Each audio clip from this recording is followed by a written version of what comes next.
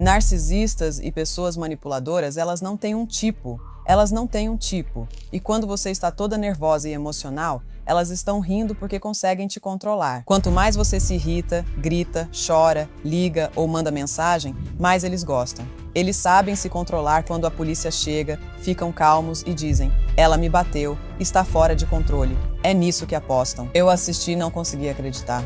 Foi magistral, foi magistral. E isso me ajudou a entender que esses tipos manipuladores, narcisistas, psicopatas, estão em todo lugar. A questão é, você percebe? Como terapeuta habilitada, você trabalhou diretamente com psicopatas e narcisistas e revelou algo absolutamente assustador. Eles realmente admitiram para você que sabem exatamente quem será a próxima vítima deles. Então, para qualquer pessoa assistindo que nunca quer ser essa mulher, como eles escolhem o alvo deles? Eu realmente trabalhei na cadeia em Las Vegas e trabalhei na ala masculina. E então eu lidava com homens que estavam presos por crimes graves, nada de multas de estacionamento. E essa interação com eles me ajudou a entender como lidar com eles, e eu estava apavorada. E eu mostrava que estava apavorada. E é isso que as mulheres fazem. Eu tremia. E um dos agentes penitenciários sentou ao meu lado e disse: "Nunca faça isso." Ele disse: "Não me importa o quanto você esteja assustada. Fique firme, plante os pés. Não deixe que eles se aproximem de você. Você tem que dar permissão para eles." Ele disse: "Não me importa o quanto você esteja assustada. Faça com que eles te respeitem." Uau! E foi isso que eu aprendi. E ele disse: "Isso é agressivo." Uau! Aprendi isso. Ele disse: "Isso é agressivo." Alguém se aproximando de você é agressivo. Você tem que enxergar isso como agressivo. Se a pessoa está sorrindo, se está cheirosa, se está bem vestida, isso é agressão. Então, esse é o primeiro ponto. Primeiro passo. Sim, é agressivo. E por dentro eu estava tremendo. E eu disse: "Afaste-se. Não chegue mais perto. Eu posso te ouvir." Eu estava fingindo, mas era verdade. Eu disse: "Posso te ouvir daí." E esses caras enormes, quase 2 metros. "Sim, senhorita Aisha." "Sim, senhorita Aisha." Então não é sobre o tamanho, é sobre você ocupar o seu espaço. Sempre que você conhece alguém, essa pessoa vai testar seus limites para ver se você cede. Se você ceder, ela te pegou. Ela te pegou. E isso é algo que as mulheres precisam entender. Temos que enxergar isso como uma agressão. Quando alguém ultrapassa seus limites, está fazendo isso de propósito. Isso é agressão. E precisamos enxergar dessa forma. Então, quando eu trabalho com mulheres para ajudá-las a entender o que aprendi com esses homens, diretamente da boca deles, certo? Eles também me dizem que conseguem te perceber de longe, que podem te identificar em meio a uma multidão de 100 mulheres. É isso que eles me contam. E eu sempre digo que eles te escaneiam como um documento. Eles olham para você dos pés à cabeça, te analisam e sabem exatamente quem você é. Eles afirmam que conseguem saber quem você é apenas pela foto no app de namoro. Pela primeira foto já percebem. Eu disse: "Não, não, não. Me explica." Eles responderam que está nos seus olhos. Eles disseram que está nos seus olhos. Sua vulnerabilidade está nos seus olhos. E eu perguntei: "Como?" E esse homem me disse: "A foto que você escolhe para te representar é você quem escolhe. Ninguém escolhe isso por você. Você escolhe essa foto e envia uma mensagem. Você acredita que é a foto com melhor iluminação, na qual está mais bonita. É a foto que te revela o que você está escondendo, o que você está escondendo. Então eles sabem. Então assuma o seu espaço, certo? Assuma o seu espaço e saiba que você não pode se esconder. Eles conseguem ver a sua vulnerabilidade. O que importa é a sua relação com a sua vulnerabilidade. Tantas perguntas. Sim, Tantas perguntas. sim. Certo, vou fazer isso aos poucos. Você disse que ficou na frente deles e tremia. Então, nesses momentos, você começou a realmente impor autoridade, colocar um limite.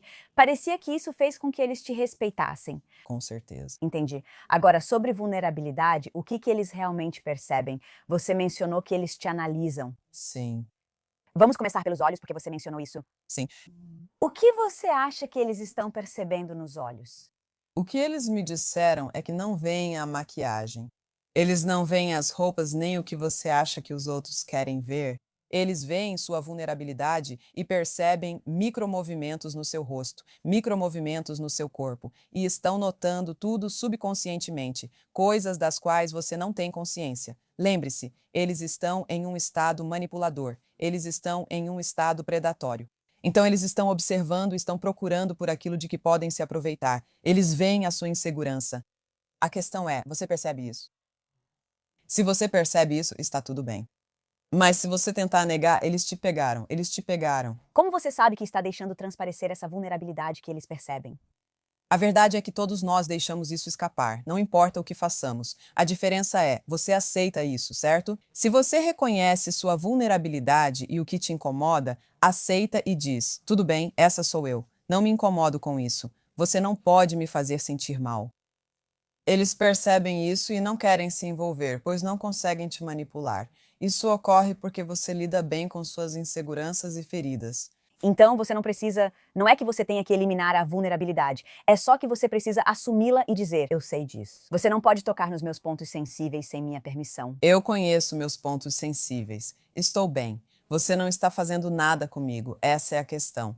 Como terapeuta, acham que vem para mudar, mas não quero mudar você. Eu estou interessada em te ajudar a se tornar mais quem você é. E a ferida faz parte de quem você é. A insegurança faz parte de quem você é. Você não vai fugir disso. Você vai encarar isso. E quando faz isso, essa é a sua maior proteção. Ah, uau, ok. Então, agora vamos supor que eles perceberam que, potencialmente, essa mulher tem alguma vulnerabilidade. Claro, Eles já te explicaram que tipo de botões eles apertam para ver se essa vulnerabilidade vai levar a eles conseguirem te controlar? eles passam do limite de forma sutil. E para mim, pela minha experiência de vida, o que aconteceu foi que eu fui exposta a esse tipo de pessoa, tanto no trabalho quanto na vida pessoal. Mas na minha vida pessoal, eu não funciono bem de manhã. Deixo claro, não me ligue antes das 10. Não funciona para mim, fico mal-humorada e minha voz grossa. Não vai ser legal para você. Se você me ligar antes desse horário, mesmo eu já tendo pedido para não fazer, não está me ouvindo. Isso é um limite. Isso é um limite. Quando fazem isso, atendo e digo: já falei para não ligar. Ah, eu só queria dizer isso. Mas quando eu atendi o telefone, eu deixei que cruzassem o meu limite. Por quê? Era o que eu ia dizer. É melhor atender e pedir para parar de ligar ou só ignorar? Você simplesmente ignora. Eu deixei esse limite claro, mas você está cruzando o meu limite. Então você tem que enxergar isso como alguém te ouvindo e dizendo não, não. Se eles disserem não, eu vou te ligar quando eu quiser. Agora temos um problema. Mas se você deixar isso passar, eles te pegaram. E são essas pequenas coisas que talvez a gente não perceba ou pense: ah, não é grande coisa. É sempre algo sério. Quando você conhece alguém pela primeira vez, tudo sobre a sua interação com essa pessoa é importante. Tudo. Quais são essas pequenas coisas na primeira interação? Será que não percebemos que alguém com más intenções pode estar nos testando? Você está sempre sendo testada. Sempre. E mesmo que não haja uma intenção maldosa, você precisa descobrir qual é a intenção. O que você quer? Você quer proximidade? Você quer amizade? Você quer alguém só para sair e se divertir? Tipo, o que é que você quer? E para discernir isso, muito disso é observar essa pessoa. Muitas vezes as mulheres parecem tentar mostrar seu melhor lado, e eles percebem isso. Eles conseguem ver isso facilmente. Pare, apenas seja você mesma, seja desajeitada, seja estranha, seja um pouco atrapalhada. Sabe o que eu quero dizer? Tipo, garota, apenas seja você mesma. É aí que está o seu superpoder. Por que nos dizem que devemos ser diferentes? Isso me surpreende. Seja você mesma. Isso vai te salvar. Então eles estão realmente procurando por uma mulher que está tentando sustentar uma fachada. Exatamente. Ah, Exatamente, exatamente. A questão é essa, e aprendi isso da pior maneira. A única coisa que me protegeu foi eu me conhecer e saber o meu valor. Só isso. Não veio do carro, dos diplomas, da casa, nada disso. Veio de mim. Veio de eu reconhecer minha vulnerabilidade e protegê-la sozinha. Não preciso da ajuda de ninguém para isso. Proteger minha vulnerabilidade me mantém segura. eu suponho que muita gente simplesmente não conhece sua própria vulnerabilidade. Elas têm uma reação emocional a alguma coisa e, na verdade, não conseguem articular isso, ou talvez não tenham feito um trabalho profundo. Então, quando eu penso em um narcisista ou um psicopata tentando se aproveitar de você, muitas mulheres nem sequer percebem. Então, como podemos corrigir isso? Reconhecendo sua vulnerabilidade, assumindo essa vulnerabilidade, dizendo em voz alta, para que, se você acabar sendo alvo de um narcisista ou psicopata, você realmente os afaste ao assumir essa vulnerabilidade. Então, todas nós somos alvos. Narcisistas e manipuladores não têm um tipo específico. Elas não têm um tipo. Elas estão procurando por todo mundo, em todo lugar, o tempo todo, certo? Elas não têm um tipo. O que acontece é que nós damos abertura para elas. Então você vai encontrar essas pessoas no trabalho, alguém tentando te vender um carro, não importa. Elas estão em todo lugar e você não pode evitá-las. Mas o que você pode fazer é dizer: eu vou prestar atenção nas pessoas ao meu redor e entender que aquelas que querem se aproveitar de mim querem me manter emocionalmente abalada. Elas querem provocar uma reação emocional em mim, querem me deixar emotiva e me manter assim, porque somos fáceis de manipular quando agimos pela emoção. Esse é o segredo. As pessoas fazem as coisas de propósito. Elas fazem de propósito. Então, alguém que tenta te provocar, tenta evocar muita emoção, está te manipulando 100%. Manter você presa à emoção parece ser uma tática bem forte.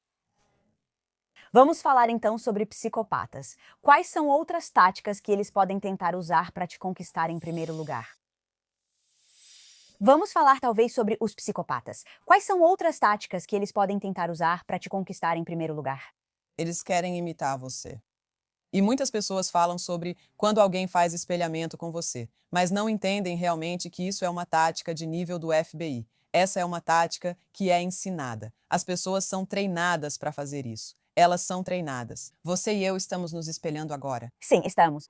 Estamos em sintonia, alinhadas e tendo uma boa conversa. Até nossas posturas corporais estão conectadas, certo?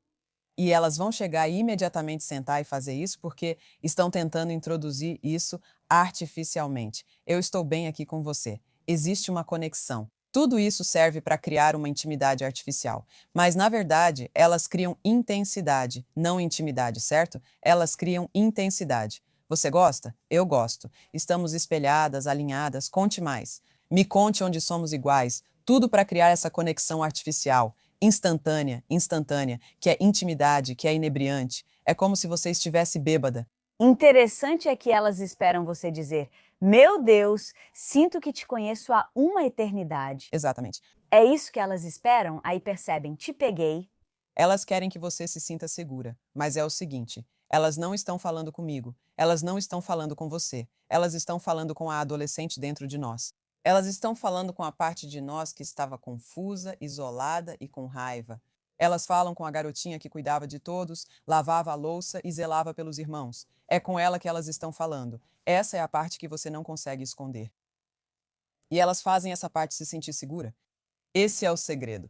Elas fazem aquela adolescente dentro de você se sentir segura e vista. É isso que elas estão fazendo. E é por isso que vai além da sua mente consciente, porque elas estão cavando no seu subconsciente, onde vivem esse medo e essa insegurança. E elas são tão boas em acessar isso. Isso acabou de me ocorrer. Trabalhei com um adolescente. Saí da escola há 2 anos e ele ficou bravo comigo. Eu trabalhava em uma casa de acolhimento e sabe o que ele me disse? Ele olhou bem na minha cara. Ele disse: Você nunca vai se casar e nunca vai ter filhos. Esse era um menino de 14 anos. Eu não sei como ele percebeu minha insegurança. Eu tinha uns 25 ou 26 anos. Era realmente o que eu queria, mas ele sabia disso. Como chamávamos crianças que faziam isso? Bisbilhoteiras, né? Elas ouvem escondidas, atentas. Amiga, ele olhou na minha cara e disse isso. E eu desabei. Tipo, como essa criança sabia que essa era a minha vulnerabilidade? Era algo que eu estava transmitindo. Como? Como nessa idade? Como? Isso é assustador. É muito assustador. Até uma garota de 14 anos, se tiver o cérebro funciona de certa forma, pode descobrir em que ponto apertar. Que tipo de chance nós temos com, sabe, um homem que está na casa dos 40? Nenhuma. Eles eram predadores e infratores. E eles, olha, eu te digo, eles sabiam de tudo. Como ele percebeu isso? Sim. Ele deve ter me ouvido conversando, algo que eu devo ter dito de passagem, sem perceber que eu estava demonstrando esse medo porque eu realmente tinha esse medo, mas eu não tinha articulado isso. Impressionante como transmitimos coisas sem perceber. A gente nem percebeu. Então, quando você estava trabalhando nas prisões com predadores perigosos e ficou com medo e recebeu aquele conselho de tipo, não, não, não recue, mantenha sua posição. Para quem está ouvindo, como você mantém sua posição quando não se sente confiante o suficiente para fazer isso, para que eles realmente escutem e obedeçam? Eu também não estava confiante. Estava apavorada, menina. Aqueles homens são enormes e eu sabia por que estavam lá. Por isso fiquei apavorada. E o que eu disse foi: eu tenho que fazer o que essa pessoa me mandou fazer. Eu vou seguir as instruções porque ela sabe mais do que eu. Então eu vou fincar os pés e não vou me mexer, não importa. Eu não vou me mexer. E eu, pequenininha, não me mexia. Era isso. Você fica bem aí. Eu posso te ouvir. E você, eu, senhorita Aishia, eles ficaram bem ali. E eu nunca tive problema. E quanto mais eu fazia, mais eu aprendia como fazer. Certo. Então, quanto mais eu dizia, não, não, fica aí, quanto mais eu praticava, mais confortável eu ficava. Mas eu tive que praticar. Eu tinha que dizer não, não, e eu tinha que ter atitude. Eu dizia para mim mesma, vamos, Ish, tenha atitude, tenha atitude. Eu tinha que me animar porque eu sou uma pessoa legal. Sabe o que eu quero dizer? Eu sou uma pessoa legal, mas eu trabalhava na cadeia. Então, quando eu entrava, eu tinha que entrar com aquela cara fechada, nada de bom dia, e eu tinha que ter atitude. Mas depois, eu sou um doce. Sabe como é? Como conseguiu que eles te respeitassem ao ponto de te chamarem de Senhora Aisha? Talvez eu só esteja influenciado por filmes, mas acabamos vendo essas pessoas apenas como babacas que te chamam de vadia. E não, de jeito nenhum. Você vai me respeitar porque eu te respeito. Eu tratei eles com respeito. Interessante. Você vai me respeitar. Sou justa e atenderei suas necessidades, mas exijo respeito no processo. Nunca tive problemas. Amiga, estive em um motim na cadeia. Uma detenta disse: eu cuido de você, dona Isha. Nada vai acontecer com você. E eu fiquei tipo, ok, uma ala só de homens. E eles começaram a brigar. E era só eu, o agente penitenciário e a detenta dizendo: a gente cuida da dona Isha, ela não precisa se preocupar. E isso porque trato elas com respeito. Quando agimos assim, não importa se sua voz treme ao dizer: estou desconfortável, não chegue perto de mim. Se alguém faz isso, temos um problema, pois mesmo com minha voz trêmula e sem confiança, demonstrei desconforto e você ignorou. Agora temos um problema. E então, mesmo que sua voz esteja tremendo, você ainda está colocando consequências e limites inegociáveis? Sim, E foi isso que eles respeitaram? sim, sim. Sempre os tratei bem. Se fazia algo, acompanhava. Cumpria minha palavra e era consistente. Eu era consistente. E quando eu trabalho com mulheres e você diz uma coisa e faz outra, ninguém te respeita porque você não é consistente. Se você diz eu não vou ligar e depois manda uma mensagem de texto enorme, então você não é consistente. Você tem que dizer de forma consistente. É isso que eu quero dizer e eu estou mantendo minha posição. Não chegue perto de mim porque eu pedi para você não fazer isso. Você tem que ser consistente. Não importa se você tem uma vozinha ou se tem voz grossa, se você ouviu hip hop a vida toda. Fique para trás. Sabe o que eu quero dizer? Tipo, pode ser de qualquer jeito. Você tem que manter sua posição. Sim. Ok. Você mesma disse que é uma ex-sobrevivente ou que é uma sobrevivente? Sobrevivente. Sim, Você é uma sobrevivente. Você se importa de falar sobre isso? eu adoro falar sobre isso. Então você conseguiu impor sua autoridade com ele? E se sim, o que acontecia? Eu não consegui. Ele era como um elefante em uma loja de porcelana, mas era tão simpático e sorria enquanto fazia isso. Você nunca conseguia recusar, pois ele sempre te dava 50 razões para aceitar. E ele era tão confiante quando falava. Muitas pessoas falam de psicopatas e narcisistas, dizendo coisas para você com tanta convicção que você começa a duvidar da sua própria percepção, pensando: espera aí, isso aconteceu. Eles dizem: isso não aconteceu assim. Ver alguém sorrindo ao dizer isso era muito difícil. Então eu sempre fazia o que ele queria. Ah, ele está bem, o que ele quiser. E eu não percebia que eu não tinha limites. E ele controlava tudo. E ele era eficiente, ele cuidava de tudo. Ele pagava todas as contas e cortava a grama. Ele fazia tudo, então deixava ele fazer tudo. E aos poucos fui perdendo minha identidade, perdendo o que eu queria e priorizando ele. É exatamente isso que acontece na maioria desses relacionamentos.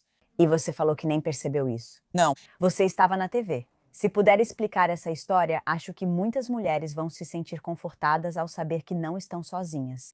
ok. Então é o seguinte: em Las Vegas eu sou uma das poucas terapeutas, não há muitos terapeutas lá. E eu sou quem sou, aquariana, garota de Nova Jersey. Sabe como é, né? Adoro como essas coisas ficam no ar. Agora todos entendem. Agora todos entendem. É assim que eu me apresento no meu consultório. Fico à vontade. Recebi uma ligação de uma produtora. Queremos você no programa. Eu pensei, tem certeza? Vou ser eu mesma, tem certeza? Ela disse, sim, garota, vem. Fui ao programa. E toda vez que eu ia, antes de fazer minha maquiagem, ele pegava minha maquiagem e jogava contra a parede. E eu tentando correr para chegar no set e estar pronta. Eu vou, eles dizem luzes acesas e eu só fico sorrindo. E no dia seguinte, a pior explosão com ele, eu tive que aparecer na TV. E a produtora é uma pessoa de quem eu sou muito amiga, mas eu não me senti confortável em ligar para ela de última hora e dizer: ele quase me matou ontem à noite. Então eu fico tipo. Eu desabei no carro, chorei o caminho todo até lá. Me recompus, arrumei a maquiagem e entrei no programa. Eu nunca assisti esse episódio porque eu era simplesmente outra pessoa. Eu estava completamente dissociada. Fui lá, sorri, depois fui embora, dirigi chorando e liguei para minhas amigas. Preciso ir embora. Me ajuda. Ela respondeu: Estou com você. Você vai sair dessa. Literalmente 2 dias depois disso, eu fui embora. Uau! Você acredita? Sou uma terapeuta devidamente habilitada, atendendo clientes, indo para casa, e um homem jogava minha maquiagem e roupas por aí. Eu estava apavorada. A gente estava no Facebook sorrindo. Amiga, você não podia me falar nada. Esse é meu homem. Tá bom. E eu só. Isso era uma fachada. Era uma fachada. Mas eu queria aquela fantasia. Eu queria isso. Eu queria ser uma mulher casada com o anel, o Range Rover. Eu queria tudo isso. Eu não sabia como abrir mão disso, lamentar ou ser honesta sobre o que realmente acontecia. Quando contei para a apresentadora de TV, ela disse: Aisha, devia ter falado, podia ficar comigo, mas eu não conseguia admitir. Eu simplesmente não conseguia admitir que isso estava acontecendo comigo, e eu estou na TV, estou trabalhando, sou terapeuta. E então, como você pode ser terapeuta? E você está sendo abusada em tempo real? E não, você não está contando para ninguém, e ninguém podia perceber. Eu estava apenas sorrindo. Minha maquiagem estava perfeita. Amiga, é o que a gente precisa para sobreviver. É verdade. Obrigada por compartilhar isso. Obrigada. Eu ouvi você falar sobre todos os motivos pelos quais acabamos ficando.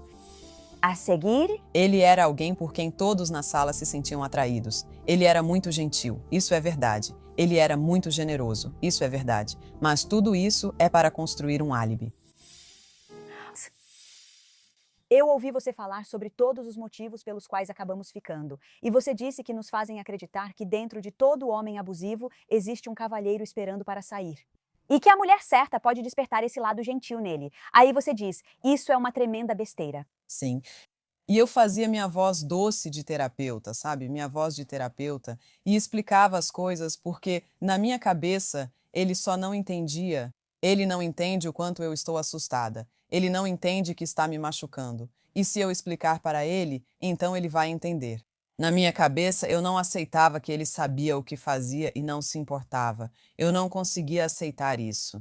E tudo que a gente fala sobre ter sido criada ouvindo hip hop, toda a música de amor de R&B passa a ideia de que eu posso mudar esse homem. Ah, certo, sim. Eu tô com você. Vou estar lá por você. Você é tudo que eu preciso. Você pode mudá-lo. Se você for paciente, se você ouvir, então você pode fazer ele ser a melhor versão dele mesmo. Ele não consegue sem você, né? Mas aí você tem que se sacrificar e se perder para ele ficar mais forte. Toda música de R&B é sobre isso. E eu cresci ouvindo isso e eu não entendia que ele pode ser quem ele quiser, né? Violência doméstica é crime, né? Então você cometeu um crime, você quebrou a lei. Sabe o que eu quero dizer? Isso é crime. Mas quando a gente está interagindo com qualquer pessoa, você pode ser imaturo, você pode estar confuso, você pode ser tudo isso. Não é minha responsabilidade lidar com isso. Isso é sua responsabilidade. Então, eu não entendia o que era responsabilidade porque, crescendo, eu sempre falo sobre ser uma criança que ficava sozinha em casa. Todos nós nos criamos sozinhos. Eu me criei sozinha. Sabe o que eu quero dizer? Eu me criei sozinha. Minha mãe estava trabalhando. Então, a ideia de que eu entendia responsabilidade, eu não entendia. Então, eu entrei nesse relacionamento sem saber pelo que eu era responsável e sem saber pelo que ele era responsável. Era isso que eu ia dizer. Parece que você sente uma falsa responsabilidade, como se tivesse que mudar um homem ferido. Exatamente. Eu achava que era minha responsabilidade até mesmo manter o que estava acontecendo entre nós em segredo para protegê-lo, sabe? Porque eu não queria que as pessoas o julgassem, não queria que as pessoas o vissem diferente e achava que isso era minha responsabilidade como mulher. Falando em responsabilidade, já ouvi você dizer que nos sentimos tão responsáveis por eles e pelas consequências para eles que não procuramos a polícia. Às vezes perguntamos para quem está perto como se ele fosse da família. Isso acaba nos prendendo por mais tempo e não sei se você já ouviu casos assim, mas ele mesmo liga para a polícia para tentar incriminá-la. E a polícia leva ela embora e deixa ele sozinho com as crianças. E eles fazem isso porque quando os homens são assim, esse tipo de homem, esse homem abusivo, eles sabem como se controlar quando a polícia chega. E eles ficam calmos. Eles dizem: ela me bateu, ela me atacou, ela está gritando comigo, ela está fora de controle. E você está histérica porque é uma vítima e não consegue se recompor? É nisso que eles apostam. E é isso que a polícia vê. Eles precisam de mais treinamento sobre violência doméstica e sobre como reconhecer quando alguém está apavorada, mas esses homens sabem se recompor muito rápido. E muitas vezes, ao invés de chamar a polícia, no meu caso, ele dizia para mim: você vai chamar a polícia contra mim? Eles vão vir aqui e vão me matar. E a dinâmica de ser negro e a polícia, e ele falava: você vai chamar a polícia contra um homem negro? Eles vão me matar, eles vão vir aqui e me matar. E é nisso que eu fico pensando, tipo, ok, isso é uma possibilidade, é uma possibilidade. E eu vou ser responsável? Ele chutou minha porta, liguei para a polícia, ele disse, eles vão vir e me matar. É isso que você quer? Eles vão me matar. E chutando a porta, e eu estou apavorada. Eu fico tipo, o que eu faço nesse momento? Eu desliguei o telefone. Desliguei o telefone. Desliguei o telefone, porque eu pensei que eles iam vir e iam matar ele.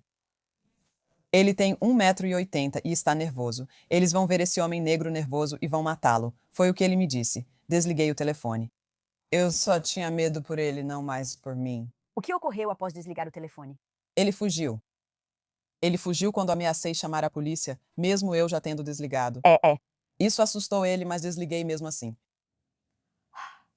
É incrível como sentimos essa responsabilidade. Com certeza. Que você é responsável. Com certeza. Se você chamou a polícia e eles vieram e te mataram, a culpa é toda sua. Sem falar no fato de que ele bateu, te chutou, gritou com você, te empurrou. Tudo isso para te fazer chamar a polícia. Exatamente. Agora eu chamaria a polícia imediatamente. Ligaria para o capitão. Aqui é a senhorita Aisha, terapeuta. Vocês me conhecem. Tudo bem? Mandem alguém aqui, por favor. Entendem? Hoje faço isso sem problemas, pois entendo o que é responsabilidade. Eu não sou responsável pelo comportamento ou resultado de outra pessoa apenas por dizer que preciso me manter segura. E se isso significa chamar a polícia, eu vou chamar a polícia, sem problema nenhum. E quem tem filhos? Qualquer manipulador pode projetar: nossa, a polícia vai vir e meus filhos verão que chamei a polícia por causa do pai deles. As crianças precisam ver isso. Elas precisam ver você pedindo ajuda. Elas precisam ver você cuidando de si mesma e cuidando delas. É disso que elas precisam. Esse homem ameaçou matar meu gato. Um salve para a Nevada. Deram uma medida protetiva para meu gato. Colocaram o nome dele. Não, não colocaram. Sim, colocaram. Tenho a papelada. Colocaram o nome do meu gato no papel. Ele tinha uma medida protetiva. Eu amo isso. Vai, Nevada. Sim, porque Não mexa com gatos. não faça isso, pois muitas mulheres ficam pelos filhos ou animais de estimação. E abrigos não aceitam animais de estimação. Então, eles deram uma medida protetiva para proteger meu gato, menina. Uau. E abrigos não aceitam animais de estimação? Muitos abrigos não aceitam pets. O que as mulheres fazem nessas situações? Minha gata viveu até 18 anos. Acha que vou deixá-la? Você não vai. Não vou, e o que as mulheres deveriam fazer? Então, seus filhos precisam ver você pedindo ajuda e recebendo ajuda. Eles precisam saber que está tudo bem fazer isso. Eles precisam saber disso. Uau, isso é incrível. Eu realmente não esperava que você dissesse que sim, seus filhos precisam ver isso. Mas depois que você falou, faz todo sentido. É como dizer: mamãe mostra que alguém deve te tratar bem. Seja o papai ou outra pessoa, supondo que seja uma menininha, você merece ser bem tratada. A mamãe mostra o que você não deve aceitar. Se for um menino, diga: esse comportamento não é correto. Nunca trate uma mulher assim. Exatamente. E se você fizer isso, há consequências. Há consequências. Isso mostra às crianças que farei o que for preciso para mantê-las seguras. Sim, isso mesmo. E eu vou ligar para chamar pessoas para virem porque é isso que elas fazem. É isso que elas querem fazer. Elas querem nos ajudar. Elas querem nos ajudar. E ajudar as crianças a entender isso é essencial. Certo. Outra coisa que também nos mantém presos é a terapia nociva. Isso foi em um treinamento que eu participei. Isso foi há 8 meses. Isso não foi há 10 anos. Eu paguei por esse treinamento porque normalmente eu não atendo casais, certo? Tenho alguns casais que foram aparecendo e trabalho com eles porque gosto muito. Então, resolvi experimentar. Deixa eu fazer mais um pouco de treinamento porque eu não quero simplesmente dizer que atendo casais. Deixa eu fazer mais um pouco de treinamento. Eu fui para esse treinamento. Eu paguei por esse treinamento $225. E a treinadora, especificamente o casal que estávamos observando, havia violência doméstica. E a terapeuta disse para a cliente: bem, ele obviamente ficou chateado quando te empurrou. Você perguntou a ele o que o deixou chateado? Quase atravessei a tela. Você falou com ele sobre os sentimentos e perguntou o que houve no trabalho? Esse é um treinamento para outras terapeutas que paguei com meu dinheiro? Uau! Espere um minuto. Depois nos dividimos em grupos pequenos e eu acabei assumindo o grupo. Foi errado. Nunca quero que você faça isso. Esse cara disse que o professor afirmou ser violência doméstica e que terapia não é adequada nesses casos. Tipo, eu realmente quase, e eu estava no chat, tipo, isso é inapropriado, isso é violência doméstica. E eles disseram, isso é uma questão à parte. O que isso sequer significa? Isso significa que não tem nada a ver com o motivo pelo qual eles estão na terapia. Sim, esse é o treinamento. Esse é o treinamento. Eu fiz. Esse é o treinamento. Eu não consegui acreditar. Eu estava derretendo. E agora essas terapeutas estão aprendendo. Obviamente você já fez um trabalho suficiente para perceber, peraí, isso é besteira. Que porra é essa? Mas e as pessoas que estão só começando? Essa certificação é muito popular. Os terapeutas mais jovens aprendem que isso é uma questão externa, tratada na terapia. Quando sabemos que a terapia individual, eu digo isso o tempo todo, não é adequada para violência doméstica, para misoginia, para homens que têm problemas com mulheres, a terapia não é adequada. Ah, não é adequado. Não. Para dizer mais. Não, o que a terapia vai fazer? O que isso vai fazer por alguém que acha que as mulheres são inferiores? O que eu faço com isso? Como? Só conversando? Vou ajudar um homem a entender que não se agride uma mulher. Isso é errado. Eles acham que têm esse direito. Como posso trabalhar esse senso de direito em uma terapia individual? Então você acha que nessas situações eles não podem ser ajudados? Acho que terapia não vai ajudar eles. Ah, interessante. Sim, terapia individual não ajuda em nada. E mesmo os grupos que deveriam ajudar homens que praticam violência doméstica não funcionam. Eles não funcionam. Não são eficazes. Os dados não comprovam. Então, o que eu ajudo as mulheres a entenderem é que se os homens têm esses problemas, corram. Muitas mulheres me procuram dizendo: acho que ele é um narcisista. Pode ser, senhora Aisha, mas por que isso importa para você? O que isso tem a ver com você? Isso não tem nada a ver com você. Ele agrediu você, certo? É com isso que você precisa se preocupar, não com os problemas de saúde mental dele, nem com a forma como ele foi criado. Isso não tem nada a ver com você. Eles não mudam. Eles não mudam. Você precisa sair. É isso. E isso também é outro truque, na verdade, né? É dizer, eu estou fazendo terapia. Com certeza. Me dê uma chance. Muitos querem ver essa mudança.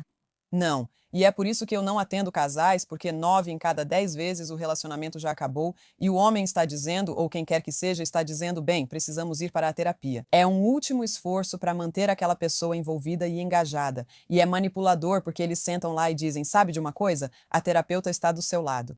Eu não gosto dessa terapeuta. Agora precisamos encontrar outra terapeuta. E isso fica acontecendo sem parar. E você acha que só porque eles estão dispostos a sentar ali com aquela atitude, eles realmente querem participar da terapia? E não, eles não querem. Não, eles não querem. É perigoso. É perigoso porque eles acabam brigando depois. E geralmente as mulheres querem ser vulneráveis. Elas realmente querem que a sessão funcione e estão dizendo como realmente se sentem. E o homem diz: você me envergonha. Por que você conta nossos assuntos para os outros? Isso causa brigas em casa e coloca as mulheres em risco. Não é seguro. Nossa, eu nem tinha pensado nisso. Que a terapia poderia, na verdade, ser pior para o relacionamento. É pior, Ah, porque agora você está em um perigo ainda maior. É antiético fazermos qualquer tipo de terapia ou aconselhamento com um casal onde há violência doméstica de qualquer tipo. Não é ético porque eu estou te prejudicando. Eu estou te colocando em perigo porque ele vai distorcer na cabeça dele algo que foi dito e vai descontar em você, nas crianças ou nos animais de estimação. É isso que vai acontecer. certo. Outra coisa que nos impede. Eu chamei isso de janga linguística. Acabamos dizendo, bem, ele não está gritando comigo, só está gritando e é assim que ele é. E aí usamos palavras para reformular a realidade do que aconteceu. Precisamos mudar a história para torná-la algo com que possamos conviver. Porque eu não conseguia conviver com o fato de que nunca vi essa raiva e agressividade nesse homem. E agora ele está na minha cara, gritando comigo. Ele nunca agiu assim antes. Então isso é um caso isolado. Nunca aconteceu antes. Ele só estava muito chateado e isso não vai acontecer de novo. E é isso que a gente diz para si mesma porque não quer aceitar o quanto é doloroso e assustador. E quando as pessoas estão me contando as coisas, normalmente eu digo: só me descreve a cena, não floreia nada. Só me conta o que aconteceu porque eu quero saber pelas suas próprias palavras. Como foi isso para você? A gente faz qualquer tipo de ginástica mental, né? E isso faz parte do abuso, porque agora a gente vê, mas não vê, ouve, mas não ouve. É isso que acontece.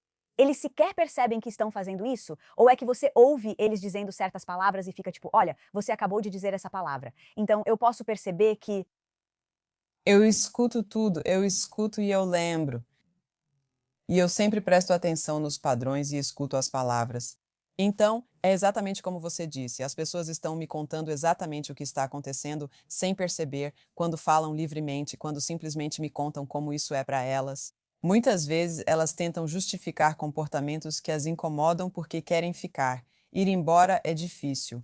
Eu perdi minha vida, tudo o que tinha ao sair. Perdi até minhas roupas que esse homem jogou fora.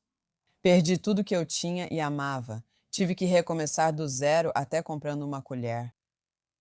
Isso é assustador para muitas mulheres, e ninguém quer lidar com o fato de que todos esses anos era realmente isso que estava acontecendo. Isso é difícil. Como ir e comprar colheres novas pode ser mais assustador do que ficar com alguém em quem você nunca pode confiar e que pode literalmente te matar? Porque parceiros são os principais suspeitos em casos de assassinato. Exatamente. Muito disso é só vergonha disso realmente estar acontecendo. Também tem essa falta de controle. Eu pedi para ele parar. Ele não está parando. Então eu não sei o que fazer. E é esse pânico, esse medo de que eu vou perder tudo.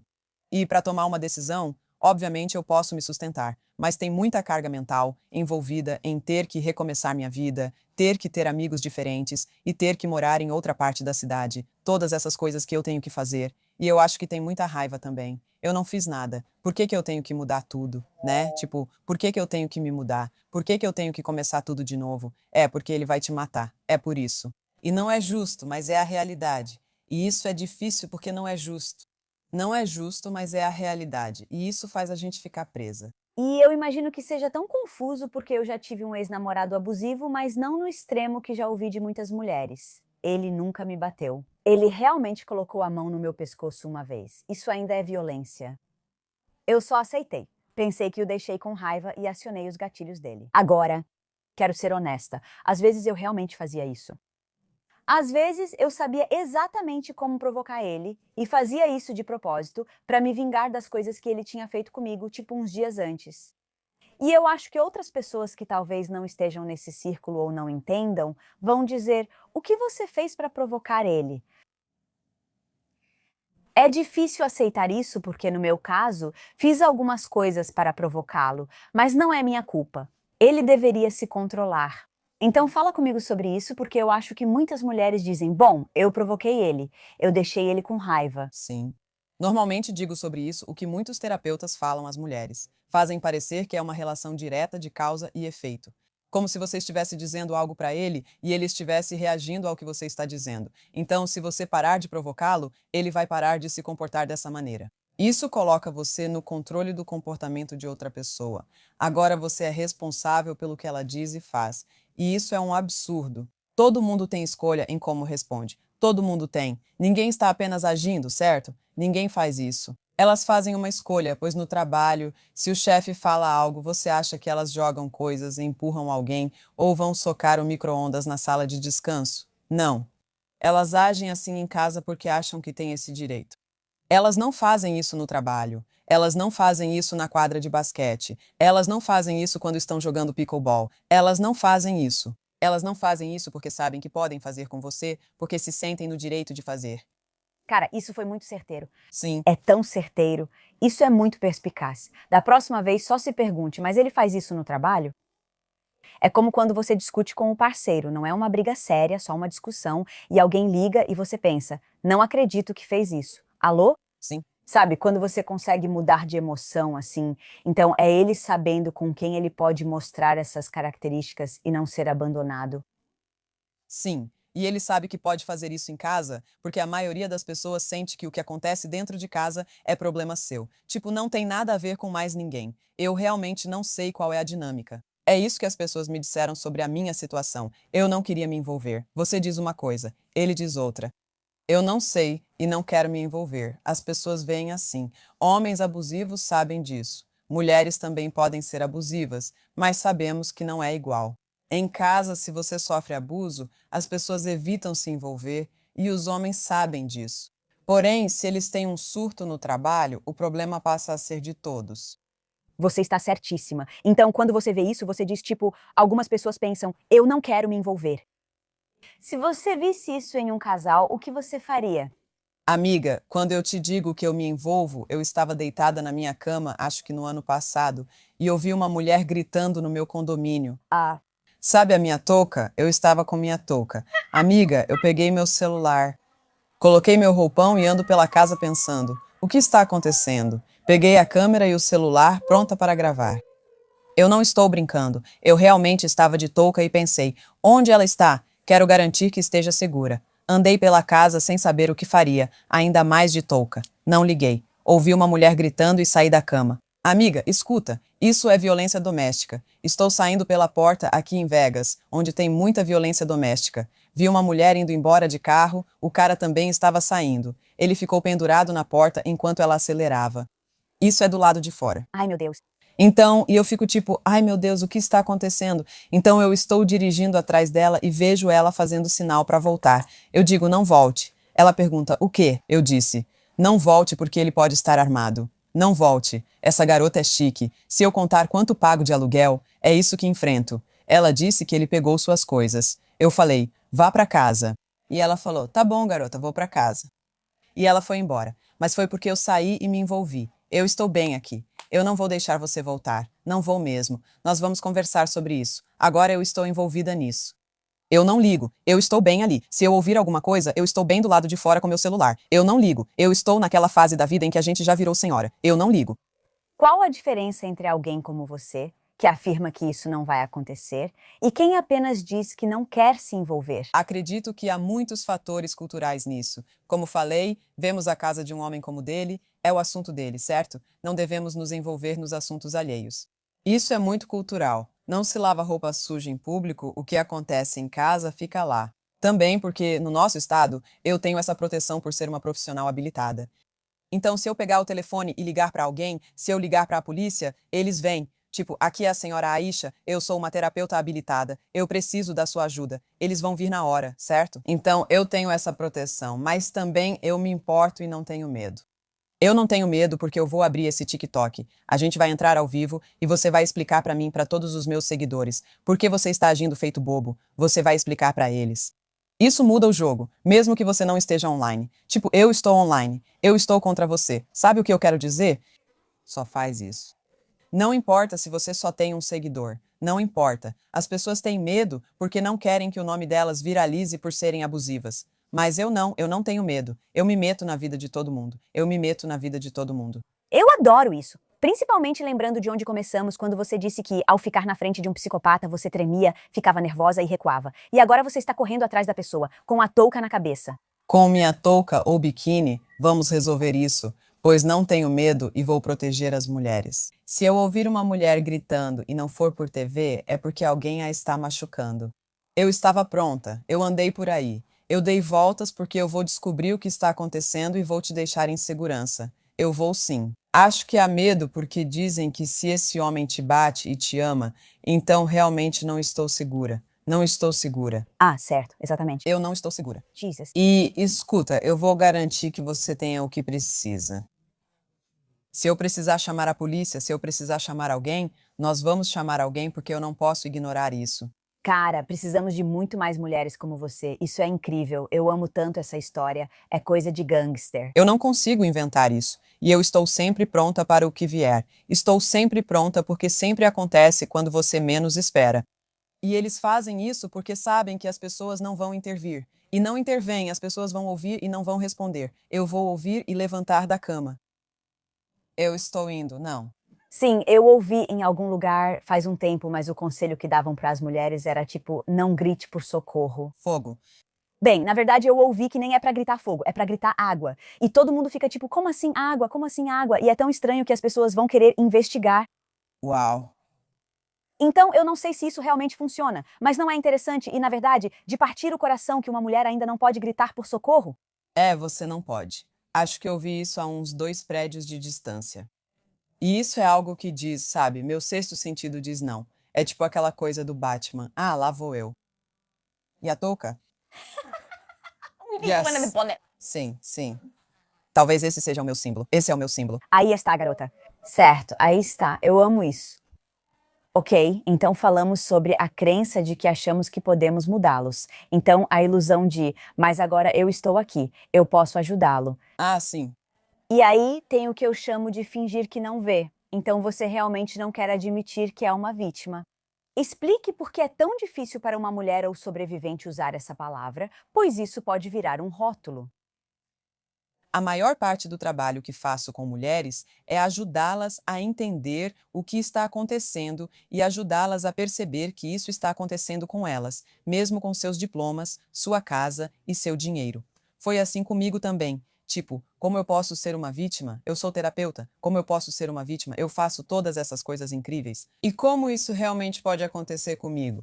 Então, esse rótulo é pesado e vem carregado de fracasso.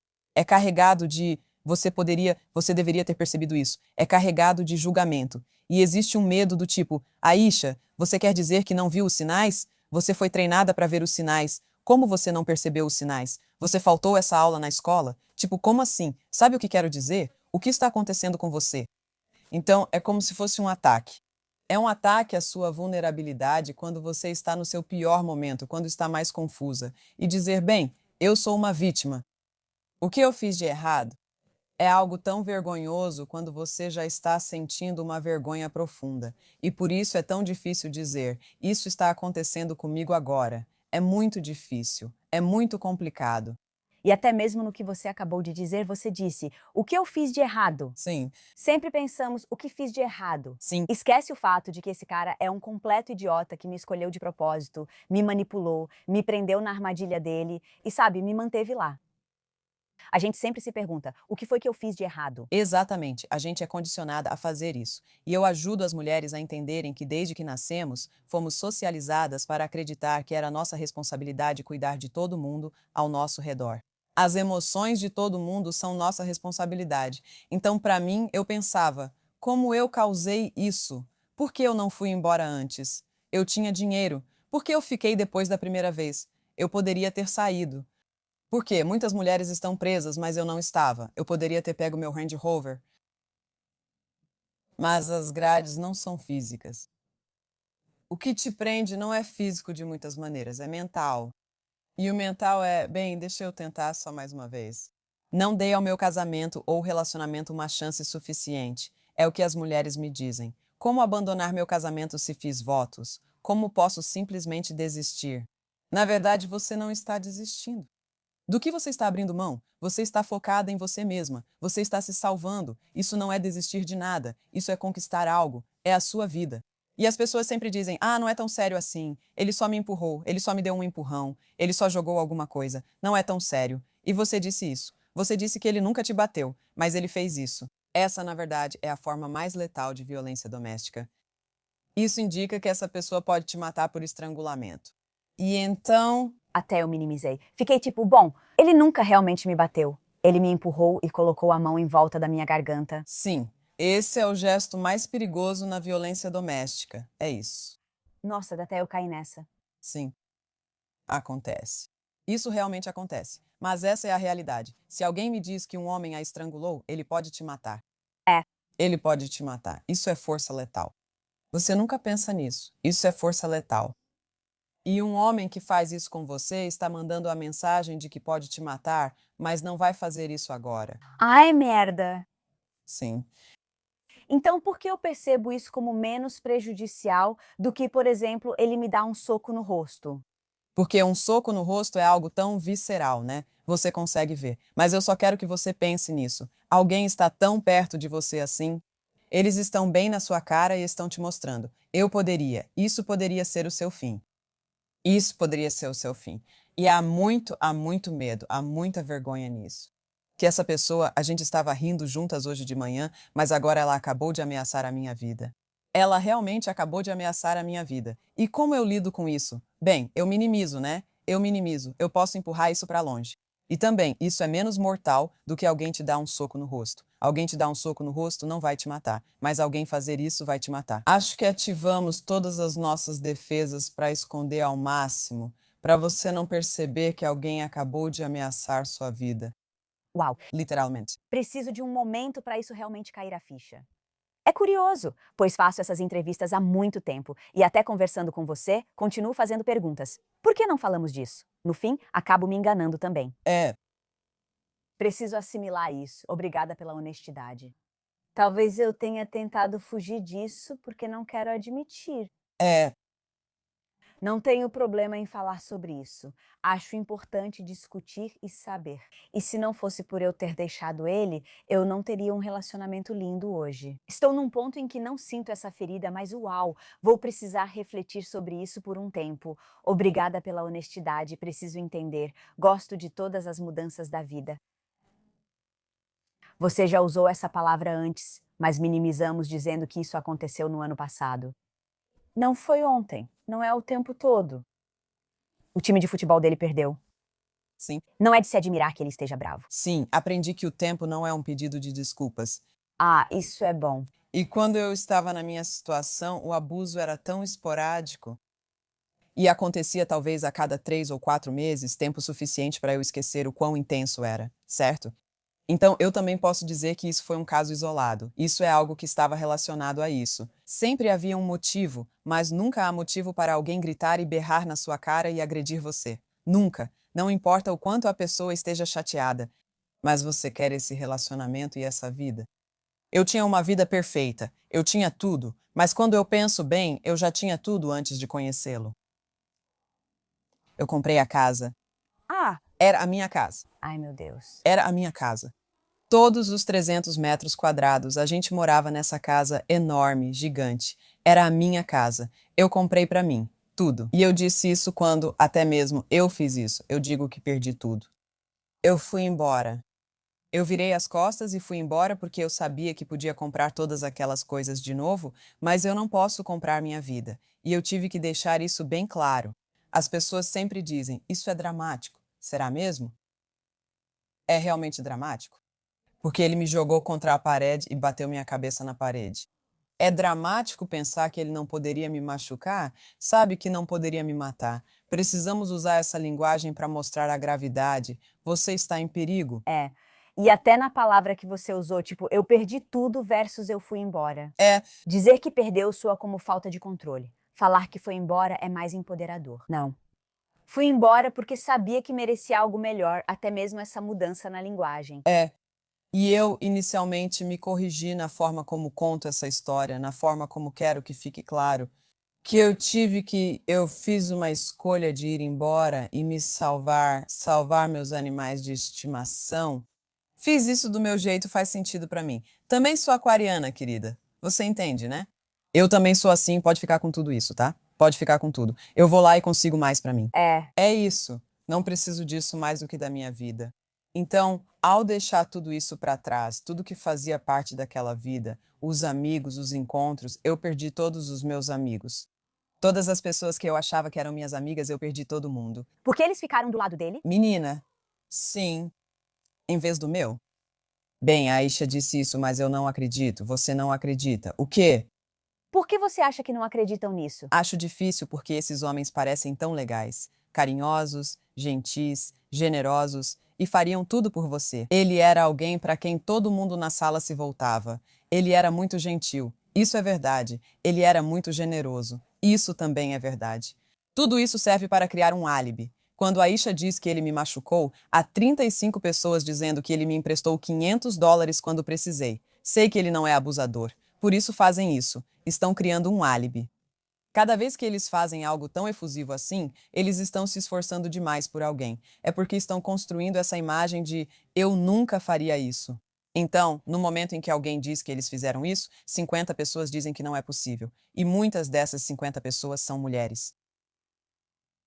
Fale mais sobre isso.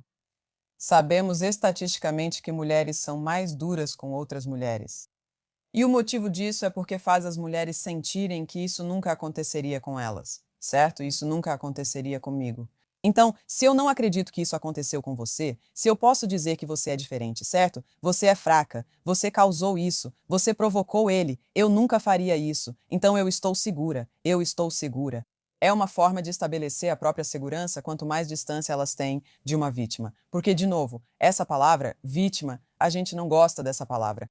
E então, até mesmo mulheres que fazem parte de júris em casos de estupro e em casos de homens que agrediram mulheres, qualquer um vai te dizer que não são boas juradas porque julgam as mulheres com mais rigor. Ai, Deus. Sim. Por isso tinham poucas mulheres no caso do Didi? Fiquei chocada, era tipo 8-4. Por que não seria? As mulheres são duras. Perguntam: por que você saiu? Você tem dinheiro, tem isso. Por que fez isso? Se posso te diminuir, sei que isso não aconteceria comigo. É disso que trata essa narrativa. Isso nunca aconteceria comigo, sou diferente de você. Certo. E quanto mais esse tipo de crítica é jogada sobre você, mais eu me sinto segura porque eu nunca estaria no seu lugar. Então, é como um mecanismo de autoproteção? Com certeza. Interessante. Você acaba perdendo todos os amigos e acho que este é mais um caso assim. Você abriu mão da casa, pode perder o carro e ainda seu grupo de amigos te culpa, não quem realmente deveria ser responsabilizado. Com certeza. Sim, foi muita coisa, mas ao mesmo tempo, sabe, eu mesma, eu respondi à altura. Eu tive que passar pelo meu momento. Você entende o que eu quero dizer? Eu tive que, sabe, ficar na minha, me recompor, e eu fui ver minha enfermeira de prática avançada. Na verdade, fui diagnosticada com TPT porque eu realmente ouvia coisas. Eu realmente achava que ouvia a voz dele e entrava em pânico. Ou eu estava em público e achava que via ele, e eu ficava, tipo, eu fui realmente diagnosticada com TPT. Depois que saí, fiquei 9 meses em casa. Trabalhei com minha enfermeira de prática avançada, que disse para eu comprar uma arma. Perguntei se isso estaria na minha recomendação e ela respondeu: ele não vai mudar, você precisa se proteger. Era isso que todo mundo estava me dizendo, mas eu tinha uma equipe, eu tinha uma terapeuta, minha enfermeira de prática avançada, e eu ia para um grupo de apoio 3 vezes por semana. E eu fiz isso por cerca de 1 ano e meio, firme. Ainda participo de um grupo de apoio para lidar melhor e manter meus limites, pois não quero achar que já consegui ou estou curada. É um trabalho em andamento. Que bom que disse isso, foi há 10 anos mesmo. Sim, isso mesmo. O fato de que você ainda está fazendo esse trabalho agora. Ah, sim, eu preciso disso.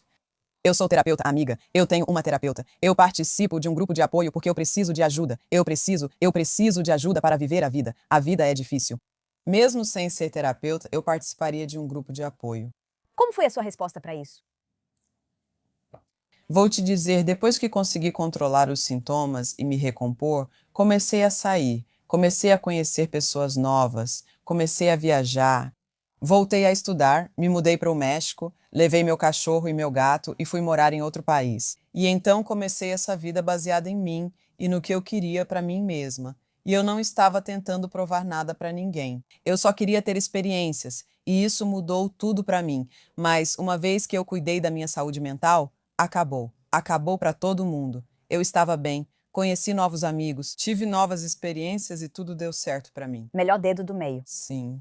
E também pensando bem, você realmente quer amigos na sua vida que duvidam se você está dizendo a verdade sobre uma coisa tão séria, tipo uma acusação tão grande, né? Se eles não acreditam em você, então você não deveria fazer parte da minha família. Você não deveria de jeito nenhum. Também descobri quem são meus verdadeiros amigos. Sim. Eu aprendi quem foram as mulheres que me apoiaram, até mesmo meu ex de longa data. Quando contei pra ele, ele disse: "Vem ficar comigo. Vem ficar comigo, vou te proteger." Assim como os outros homens da minha vida, meu amigo Wes dizia: "Vem pra cá, eu vou cuidar de você." Quando contei o que estava acontecendo, meus verdadeiros amigos disseram: "O que você precisar." Acho que você percebe quem realmente está na sua vida ao passar por esse tipo de experiência. E você ficou preocupada com alguma retaliação dele? Acho que muita gente teme que, se ele ouvir eu falando sobre isso, agora que ele já está fora da minha vida, deixa eu ficar quieta para não irritá-lo e ele acabar voltando. Por isso você não consegue derrubar uma garota de Nova Jersey. Você não consegue me derrubar, certo? Porque eu tenho as provas. Eu tenho as provas. Eu tenho todas as mensagens de voz ameaçadoras e todas as mensagens de texto ameaçadoras. Não brinque comigo. Eu precisava de distância e precisava me ver fazendo coisas difíceis e superando-as para construir essa confiança. Tipo, garota, você consegue. Diga a verdade. E é isso que eu faço. Eu digo a verdade. Uau! Quais foram algumas das coisas difíceis que você fez que mostraram que você tem coragem para dizer a verdade? Acho que muito disso, para mim, foi até mesmo falar isso para outras mulheres. Eu comecei bem devagar. Comecei contando para minha cabeleireira, e ela era difícil, menina. Ela tinha tatuagens por todo lado, no braço inteiro, e eu usava aplique de cabelo. Eu usava aplique de cabelo. Então ela fazia meu aplique. E eu falei: ele estava me batendo". E ela disse: "Sabe, eu sou surda desse ouvido". Eu disse que não sabia que ela era surda desse ouvido. Ela contou que estava em um relacionamento e o cara a agrediu tanto que ela perdeu a audição. Eu nunca soube disso. Sabe, quando você faz um alongamento no cabelo, isso leva tipo 5 horas. É. E a gente conversou sobre tudo, mas nunca falamos sobre isso. E eu fiquei tipo, me desculpa mesmo. E aí, quando comecei a contar para outras mulheres, todas tinham a mesma história, todas elas. E eu pensei, como é que a gente convive umas com as outras? E não vamos falar sobre o que está acontecendo com a gente? E elas ficam tipo: quem sou eu? Ninguém, não vejo nada, não quero ser julgada, não quero ser vista como vítima. Passei a falar sobre isso com outras mulheres com mais confiança. Algumas pessoas já comentaram: como você deixou isso acontecer? Eu jamais deixaria um homem bater em mim. Fiquei tipo: sério, ele está pegando o seu dinheiro e você está dando para ele. Ele te explora. Mesmo sem te agredir fisicamente, ainda se aproveita de você, certo? Isso é um espectro. Mas as pessoas me perguntavam: como você permitiu isso? Você é terapeuta. O que você fez para provocar ele? Conheço ele a vida toda, é um cara legal. Minha mãe também gosta dele. Ele era o tipo de cara que ajudava uma senhora a atravessar a rua. Eu já vi ele fazer isso, querida. Eu vi ele fazer isso ao vivo. E as pessoas adoram ele. Olha só, foi o assassino do Golden State. Não sei se você conhece a história, mas basicamente ninguém conseguia pegá-lo. Ele matou, estuprou, fez coisas horríveis. E 40 anos depois, descobriram que ele era só. Ele acabou sendo esse senhor de idade porque ele estava por aí há tanto tempo, mas ele era voluntário. Ele cortava a grama do vizinho. Ele era considerado o mais gentil, doce, um homem bondoso. Mas, segundo a filha dele, ele sempre foi legal, mas ninguém ultrapassava o limite do papai. Foi a filha dele que disse isso, mas ninguém percebia isso. Sim. Sim, porque essa máscara pública é deliberada, é intencional. E só de vê-lo, aquele carisma, né, aquele charme, o jeito como ele usava esse charme com as pessoas, ele conseguia conversar com qualquer um sobre qualquer coisa. E a forma como ele criava essa conexão, eu assistia e não conseguia acreditar. Era magistral, era magistral. E isso me ajudou a entender que essas pessoas são coisa séria e estão em toda parte. Esses tipos manipuladores, narcisistas, psicopatas, eles estão em toda parte. E a maioria das pessoas não consegue reconhecê-los, mas sente. Você sente quando eles cruzam esse limite. Sente. É só um pouco. Você não diz nada. E aí vai ficando um pouco mais intenso a cada vez, até que você percebe que eles realmente deixaram sua mente toda confusa. E é muito gradual, mas acontece. Então, uma pergunta: quando ele está ajudando aquela senhorinha a atravessar a rua, ele faz isso porque sabe que é mais uma forma de manipular a forma como o mundo o vê? Ah, é sim. Então isso é completamente falso. Não é que eles tenham dois lados. Ele não se importa com aquela velhinha, ele não se importa com aquela senhora, ele se importa que você o veja. Certo. E ele se importa que você se importe. Ele se importa com a imagem. Ele se importa com a imagem que isso passa para o mundo sobre ele. O que isso diz sobre ele? Porque eles são muito conscientes de como as pessoas os percebem. Eles enxergam você porque sabem como são percebidos e conseguem ver além do que você mostra, percebendo como você realmente se sente em relação a si mesma. Essa é a diferença. Certo. Tenho outra, a armadilha da comparação. Dizemos: bem, não sou como aquelas mulheres do abrigo. Mais uma maneira de minimizar o ocorrido. Acho que isso também faz você se sentir melhor, como se não fosse tão ruim. Não preciso fugir para salvar minha vida. Não é tão ruim assim. E geralmente o que eu pergunto é: bom, o que seria tão ruim assim na sua situação? Como seria esse tão ruim para você? Me conta. Quero saber como você entende o que passa com você. O que você diz a si mesma para descrever isso? Como faz isso? Fale comigo sobre esse diálogo, porque é isso que está te mantendo aí. Essa história que você tem sobre a sua vida com essa pessoa é a história que está te prendendo. Como a gente desconstrói essa fantasia? E então, como mudamos essa história? Eu ajudo elas a quantificarem o dano que estão sofrendo. Essas coisas são importantes. É importante. Eles estão fazendo isso para te machucar.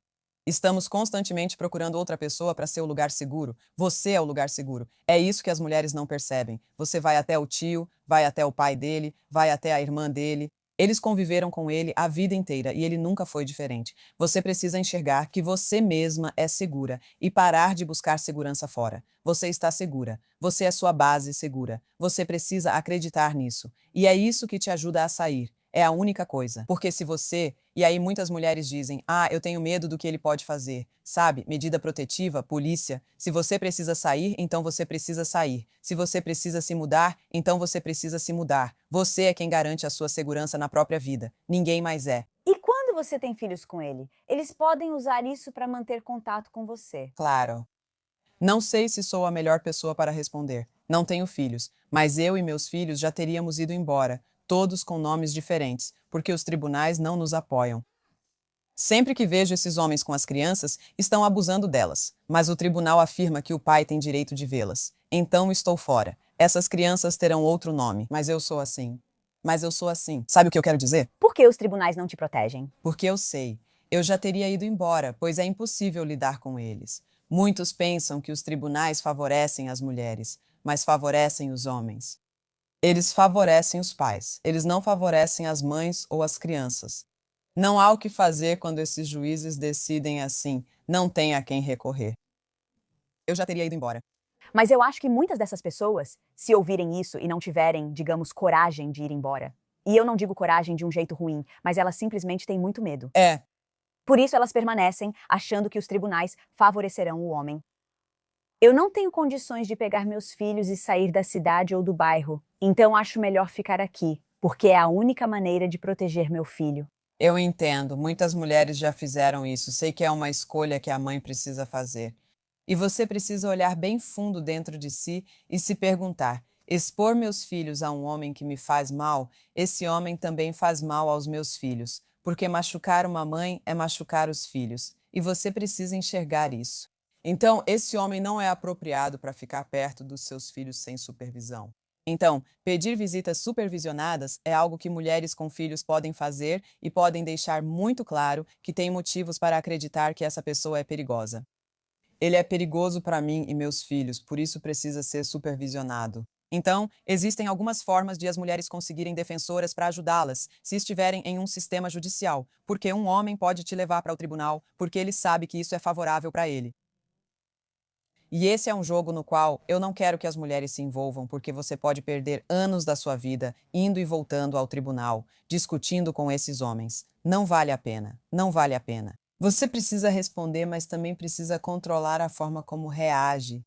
Responda adequadamente, proteja seus filhos e busque pessoas de apoio para lidar com o sistema judicial local. Priorize sempre a proteção dos seus filhos. Nem todos podem ir embora. Como aquariana, eu já teria ido. Sumiria do mundo e você nunca mais veria meus filhos ou a mim? Mas porque eu conheço o perigo e sei que eles são perigosos e não mudam. Certo. Então, quando vemos os sinais, como você acabou de explicar, todas as diferentes formas de ficarmos presos, às vezes a nossa reação acaba piorando a situação, não melhorando.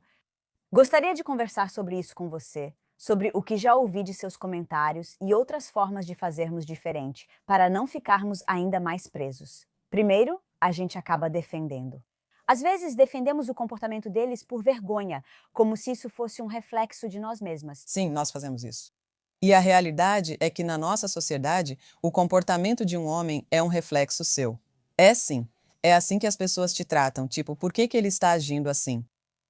Por que você não está administrando isso, certo? Ele não está comendo. Por que você não está garantindo que ele coma? Sabe o que quero dizer? Tipo, por que você não está cuidando desse homem? Essa é sua responsabilidade, ponto final. Ele não vai ao médico. Por que você não está levando ele ao médico? Os homens nunca assumem cuidar de outros homens. Isso sempre coube às mulheres. Sempre foi nossa responsabilidade. E agora você querer protegê-lo das críticas é normal? E eu digo para as mulheres, Foi assim que vocês foram criadas e foi assim que vocês foram moldadas. Não existe escolha sem consciência. Estou te ajudando a perceber que não é sua responsabilidade protegê-lo das consequências do comportamento dele. Outra coisa que fazemos é entrar no modo palestrinha com eles, como se fosse: não fale comigo sobre isso. Amiga, todo mundo é advogado. E esses homens fazem você ter, tipo, e eu digo homens, mas o que quero dizer são pessoas manipuladoras. Obrigada, tá bom. Você vai ter que apresentar a prova A, a prova B, você disse isso, você disse aquilo, aqui está uma mensagem de texto. E mesmo assim eles vão te dizer, não, não foi assim que aconteceu. Eles vão te olhar e dizer não. Sempre que pergunto por que agir como se estivesse num tribunal com alguém com quem você está num relacionamento, questiono, por que faz isso consigo mesma? Agora precisa ser advogada, reunir provas e evidências. Amiga, teve uma moça que eu vi no TikTok, pegou o celular do cara e saiu correndo para checar o telefone. Por que você está fazendo isso?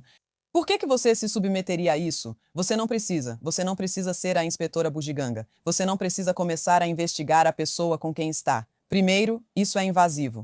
Você realmente quer alguém que precisa vigiar? E depois eles não usam isso contra você? Claro. Porque, tipo, E agora, com a tecnologia, muitos casais rastreiam a localização um do outro. sim. Eles vão dizer, é questão de segurança. Será? Porque eu estive por aqui a minha vida toda. E você sabe do que estou falando? Eu tenho 47 anos e nunca, nenhuma vez, minha mãe precisou me rastrear. Alguém já precisou me rastrear? Geração X, imagina isso. Alguém rastreando a gente, alguém colocando um AirTag na gente, menina. Se não desligar a localização, tá brincando? Tudo pode acontecer. Do que você fala, qualquer coisa pode acontecer. Desliga a localização, é invasivo. É rastreador, basicamente. Sim, é um rastreador. Não. Não. Às vezes ficamos emotivos, o que pode piorar a situação. O motivo pelo qual isso piora as coisas é porque suas emoções importam para você, certo? Elas são um sinal de fraqueza que outras pessoas percebem e das quais outras pessoas se aproveitam. Então, eu trabalhei bastante com homens. No meu trabalho com homens, atuei em ambiente residencial, onde eles moram na instituição devido ao abuso de substâncias. E eu chego e trabalho com eles. E quando tínhamos nossas sessões, depois que eles choravam, o que eu dizia para eles era: sente aqui por um momento até se sentir mais calmo. Você não pode voltar lá para fora parecendo que esteve chorando, porque isso te deixa vulnerável, faz você parecer vulnerável para outros homens. Então vamos apenas sentar aqui até você se acalmar, beber um pouco de água, você vai se sentir melhor.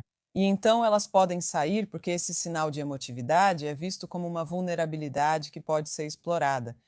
E então, quando você está toda agitada e emocional, eles riem porque podem te controlar. Eles estão calmos. Eles adoram isso. Quanto mais chateada você fica, quanto mais você grita, berra, chora, liga, manda mensagem, eles adoram. Eles adoram. Eles riem porque te controlam. Eles te controlaram. Você perdeu o controle e já não é você mesma. Eles te fizeram ser alguém diferente e eles gostam disso. Antes eu achava que chorar na frente do meu ex faria ele ter pena de mim. De jeito nenhum. Eles riem porque te peguei e agora posso te fazer chorar. Estou no controle. Certo, uhum. Você me ama tanto que está chorando. Agora eu tenho você na mão. Tudo bem. E então a última coisa que fazemos é se desdobrar ao máximo só para provar que somos suficientes para eles, que somos dignas. Às vezes, esse é um processo necessário para as mulheres. Então, mesmo que eu diga que eles não mudam, para a maioria das pessoas leva anos para aceitar isso. Realmente demora. Não acontece de repente, pois mesmo que eu diga isso, você pode voltar para casa e encontrar uma refeição feita por esse homem com flores. E é o bife mais delicioso, ou seja lá o que for, que você já comeu na vida. E ele é carinhoso e gentil. E pode ser assim pelos próximos 6 meses. Pode ser assim pelos próximos 2 anos. Mas quando a explosão vier, você vai pagar por todos esses 2 anos em que isso foi se acumulando nele e ele segurou. Ele vai te punir por tudo. E então a explosão vai ser do mesmo tamanho. Então leva tempo para muita gente aceitar isso, aceitar que você não pode controlar isso. Sinto muito. Mas você precisa ver isso em tempo real, não só ouvir de mim. Tem que acreditar nisso por si mesma. Por isso pergunto: como é demais para você? Quando sabe que já foi suficiente? Qual é um limite seu que não quer que seja ultrapassado? Geralmente, as mulheres falam: ele não pode bater nos meus pets, mas pode bater em você. Não pode bater nos meus animais de estimação. Fascinante, não? As mulheres também perguntam: qual outro exemplo? Não pode me dar um soco no rosto. Ele pode te agarrar, ele pode te sacudir, ele pode fazer essas outras coisas, mas só não me dê um soco no rosto porque todo mundo vai ver isso. E como eu vou explicar isso? Muito disso é sobre como posso te ajudar a vivenciar seu processo para estabelecer um limite. O que isso vai exigir de você? E isso é individual. Porque se eu disser para você ir embora porque isso não é seguro e você for, você vai acabar voltando porque está confiando em mim e não em si mesma. Esse é o ponto. E eu não estou aí com você. Ele sabe como fazer você voltar. Ele sabe como fazer você pensar diferente. Não, eu vou mudar. Você está certa. Eu vou fazer terapia. Eu vou tomar medicação. Eles dizem qualquer coisa. E tudo parece bom. É exatamente o que você sempre quis ouvir. Sempre. Então não se trata do que alguém diz. Você precisa chegar ao ponto de acreditar nisso por si mesma.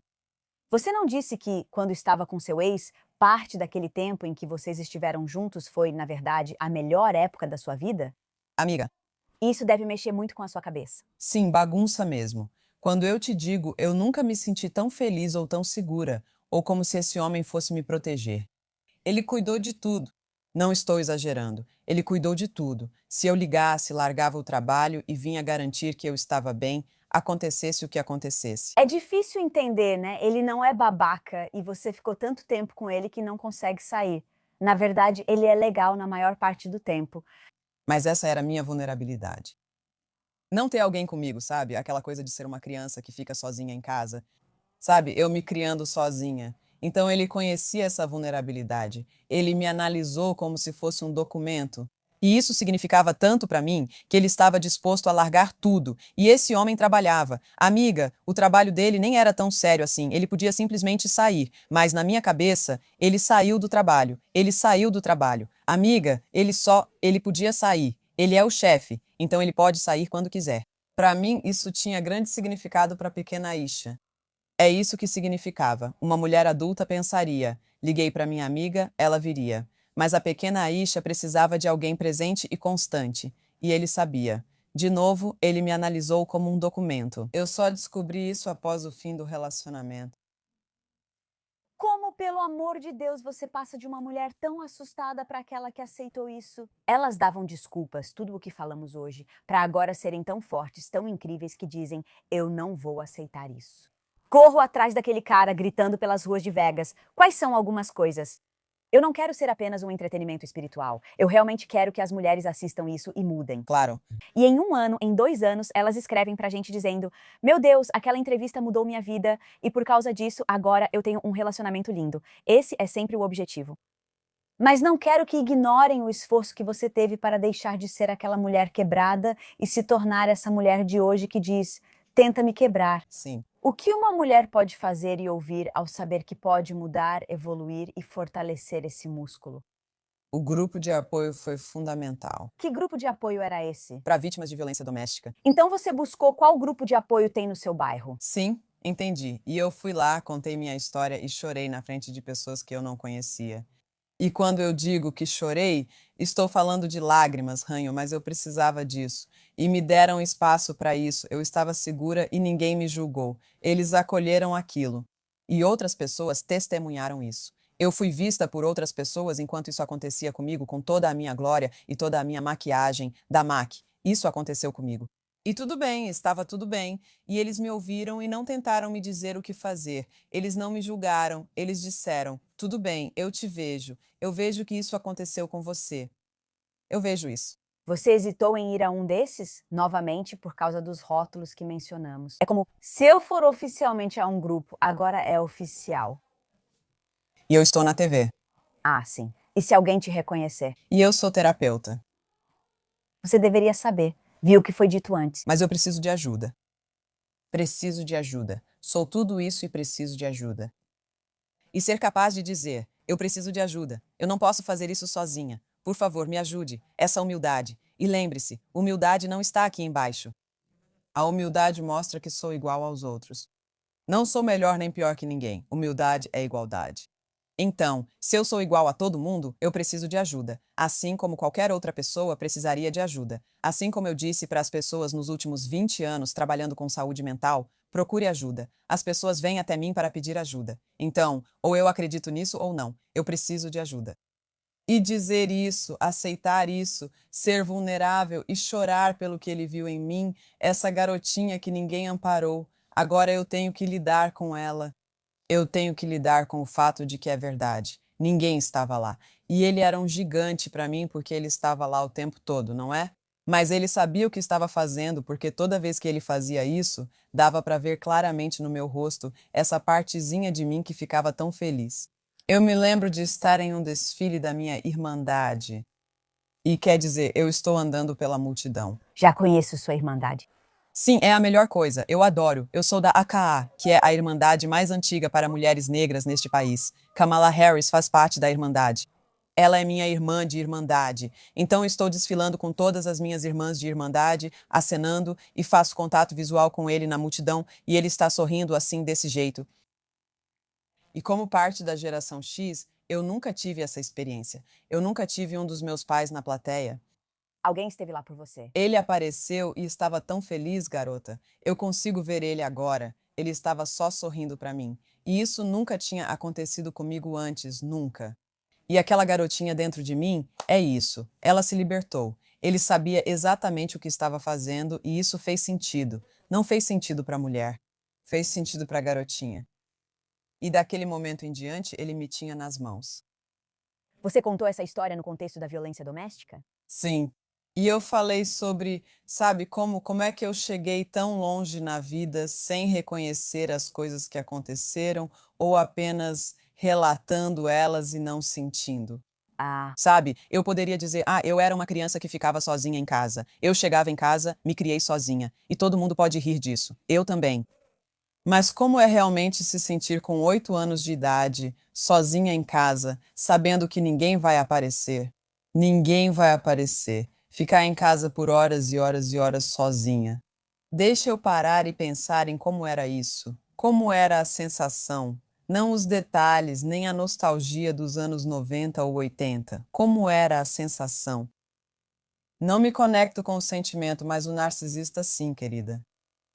Não estou me conectando com o sentimento, mas o psicopata está, pois não reconheci que estava com medo e apavorada, e ninguém veio e ninguém sequer perguntou como eu estava. E para realmente reconhecer isso agora, como eu cuido daquela garotinha?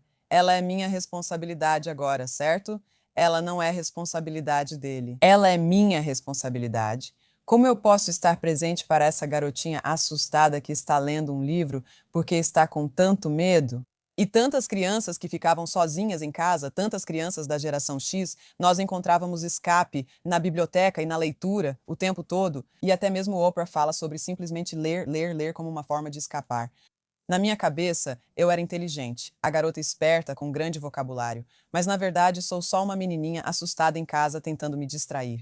Então, eu vou cuidar dela porque essa é a vulnerabilidade, né? Eu saí do relacionamento, mas agora eu tenho que fazer o trabalho. E foi isso que o grupo me ajudou a fazer. E a terapia também me ajudou a fazer isso. E quando eu estava na terapia, eu mesma desenvolvi isso. Eu sou uma terapeuta muito boa. Então eu olhei para todos os homens com quem eu tinha saído. Eu fiz uma planilha. sério mesmo? Amiga, sim, planilha. Olha, planilha. E aí eu olhei para as coisas que são manipuladoras que eu sei que todas nós sabemos. Quais eram as colunas? Havia diferença de idade? Tudo bem. Era um segredo?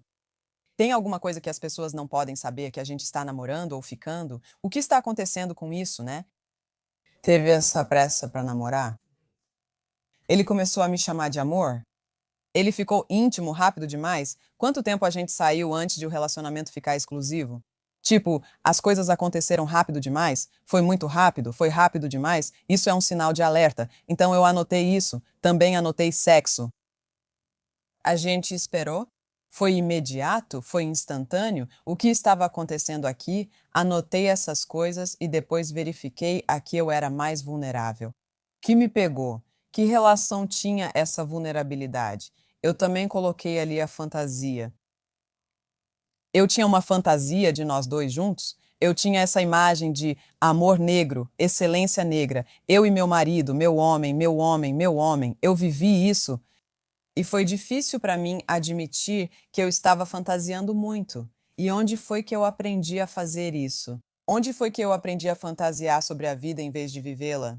Onde foi que eu aprendi a viver nessa fantasia e não viver nessa realidade? E isso volta para aquela menina de 8 anos que vivia nessa fantasia com todos aqueles livros que eu lia, porque não era seguro estar presente naquele momento, porque eu estava apavorada, eu estava realmente com medo. Quero dizer, eu morava em um bairro perigoso, eu morava ao lado de uma boca de fumo. Ai, Deus. Então, eu morava em uma casa geminada e morava ao lado de uma boca de fumo. E então, havia pessoas entrando e saindo, drogas, tudo o que você pode imaginar. Você deve ter ficado apavorada. Você deve ter ficado. Mas a fantasia era ler o livro e meio que fugir ou assistir TV e simplesmente escapar. E então, como adulta, é isso que eles percebem. Ah, você ama essa fantasia. Então eu vou criar uma fantasia para você de como vai ser a nossa vida. E nós vamos sonhar juntas e criar essa existência mágica. Tudo isso remete àquela garotinha. E quando juntei todas essas colunas, consegui ver pelo que eu realmente me sinto atraída. Você me perguntou pelo que eu me sinto atraída? 1,93 m. Não, não, não, não, não. Não é isso que me atrai. Pelo que eu me sinto atraída, e essa planilha mudou tudo para mim porque eu percebi que a fantasia sempre, sempre, sempre me pega. Sempre. Se alguém criar uma fantasia para mim, eu mergulho de cabeça. Uau! E como você usou isso depois? Então, você fez listas dos caras com quem saiu, dos abusivos e das características que te atraíam? Os caras com quem eu saí e do outro lado estavam as técnicas manipulativas. Sim. E aí você viu quem usou o quê? Eu marquei quem fez o quê. E eu vi que onde tinha mais marcações era na fantasia. Interessante. Tenho muita experiência, né? Não que eu estivesse por aí, mas já namorei. Sabe, sou uma mulher adulta, já namorei. Quem não tem experiência dificilmente conseguiria comparar e contrastar. E por causa da experiência, eu consegui ver o que me ativa, o que ativa essas partes mais jovens em mim, né? O que ativa essa espécie de adolescente da geração X, de 16 anos, cheia de angústia, que não liga pra nada. Você ouve DMX, sabe do que eu tô falando? O que faz ela ficar assim, rebelde? O que ativa ela? Porque não estão ativando o adulto em mim, porque o adulto em mim diria, já era, acabou. E eu vi isso também. Eu fiz isso, listei os relacionamentos que eu amei e descobri do que eu realmente gosto. Eu gosto mesmo é de um cara engraçado. Eu gosto muito de alguém com quem eu possa rir. Eu gosto muito de alguém que seja generoso. Não estou falando de dinheiro, mas sim do tempo da pessoa. Então eu percebi do que eu gostava e percebi ao que eu era vulnerável só de fazer esse exercício. Uau! Como você sabia o que colocar na lista? Eu não sabia. Eu só sentei e disse, garota, nunca mais. Nunca mais. Eu preciso entender isso e preciso continuar voltando, e preciso renovar isso porque a cura é para sempre. O processo de cura é para a vida toda. Já cometi erros antes. Após aquele término, achei que estava curada, mas logo entrei em outro relacionamento caótico, embora não fosse abusivo. Foi caótico por 2 anos porque eu estava aprendendo. E eu consegui dizer, garota, você está aprendendo, leva tempo. E agora você sabe que alguém que está triste é um gatilho para você. Quem se faz de vítima desperta em você vontade de ajudar e cuidar. Eles ativam seu lado terapeuta, esse coração sensível. Quer ajudar as pessoas? Sim, quero ajudar as pessoas. Mas aí eu percebi uma coisa que eu fazia e que acho que muitas mulheres fazem. Eu costumo sentir pena das pessoas. Naquela época, eu sentia pena das pessoas e precisei refletir sobre isso. O que é sentir pena de alguém? Significa olhar essa pessoa de cima para baixo. Ah, é. Você está basicamente dizendo, sinto muito. Mas ninguém que está passando por uma situação difícil quer ser alvo de pena. Ninguém quer isso. E ao invés de sentir pena, comecei a pensar, e se eu validar que alguém está passando por um momento difícil? E se eu disser, confio muito que você pode lidar com isso? Tenho certeza de que vai superar. Acredito em você e sei que tem o que é preciso. Eu acredito que você consegue. Não é uma narrativa diferente de, sinto muito que isso tenha acontecido com você. Em vez de, isso é terrível, mas confio que você vai superar. Sei que você consegue. Como você usou sua planilha? Estou obcecada por essa ideia. Isso devia virar um aplicativo para você vender. Tipo, isso é um negócio para você, garota? Como você usou isso para te ajudar a escolher um futuro parceiro e como escolher de uma forma saudável? Eu percebi que a questão da idade, eu nunca achei que idade fosse tanto um problema quanto realmente é. Amiga, sim, viu que um garoto tentou falar comigo no metrô ontem? Então, mais novo, não mais velho. Ah, eu realmente esperava que você fosse dizer mais velho. Ele tem 28 anos. Ele poderia ser seu filho. Sim, ele falou, não me importo com sua idade. Eu respondi, deveria se importar. Eu disse, você deveria. Tenha um bom dia. Viu, essa é a minha touca. A touca invisível estava na minha cabeça. Tipo, querido, quantos anos você tem? Sabe, essa é a minha touca. Mas eu nunca achei que fosse algo tão sério. Mas a pessoa que foi abusiva comigo era 10 anos mais velha do que eu. Certo. E eu nunca quis admitir que ele tinha mais experiência de vida, que no geral ele sabia mais sobre a vida do que eu. Ele já tinha comprado casas. Eu só comprei uma casa. Ele simplesmente tinha mais experiência de vida. Eu não queria admitir que isso já é uma forma de inteligência. Que experiência de vida é uma forma de inteligência que eu estava em desvantagem e não queria enxergar isso. E então, eu como mulher, aquele jovem ontem, isso seria tirar vantagem dele. É inadequado. E agora eu vejo isso como inadequado, como mulher. Alguém, ai meu Deus, não, nunca, porque eles deveriam viver a vida deles na fase deles, não na minha fase. Então, para você, o resultado era a idade real. Ou é quando eu conheço alguém, se essa pessoa tem muito mais experiência de vida do que eu, então é isso. Às vezes, não acho que seja só a idade, mas também a experiência. Comecei jovem e ainda tenho muitos anos pela frente. Para você, foram ambos. Os dois. Então foi tipo, ok, você precisa prestar atenção em quantos anos eles têm e também em quanta experiência de vida eles têm, porque isso é meio que uma armadilha na qual você já caiu no passado. Certo. Ok, entendi. Com compaixão por mim mesma, sem vergonha. Certo. E eu digo para mim mesma, não é motivo de vergonha, mas é esse o seu ponto de vulnerabilidade. Todos têm vulnerabilidades. Essa é a sua. Você precisa saber disso. A idade e também quais são meus sinais positivos. Quando digo que adoro um homem engraçado, só as piadas já me deixam feliz. Normalmente, ao conhecer um homem assim, ele já mostra seu humor logo de início. Sabe o que quero dizer? E isso simplesmente me faz sorrir. Adoro pessoas muito engraçadas e que gostem de animais, pois meu cachorro e meu gato são meu orgulho e alegria. E essas coisas, o que me faz sorrir, o que me faz sentir bem ao estar perto de alguém, e como posso focar nisso? Como posso realmente focar nesses sinais positivos que são tão importantes para mim, que fizeram esses relacionamentos serem tão prazerosos? Nem todos eles foram ruins. Conheci homens incríveis, gentis e generosos. Por que não foco nessas coisas tão importantes para mim? Como diferenciar o que te faz bem por um momento do que realmente é bom para você? Por exemplo, ele é muito engraçado e te faz sentir bem. Mas você disse fantasia. Sim, Quando eles de fato aparecem e fazem tudo o que você imagina, isso é bom, mas não corresponde à realidade.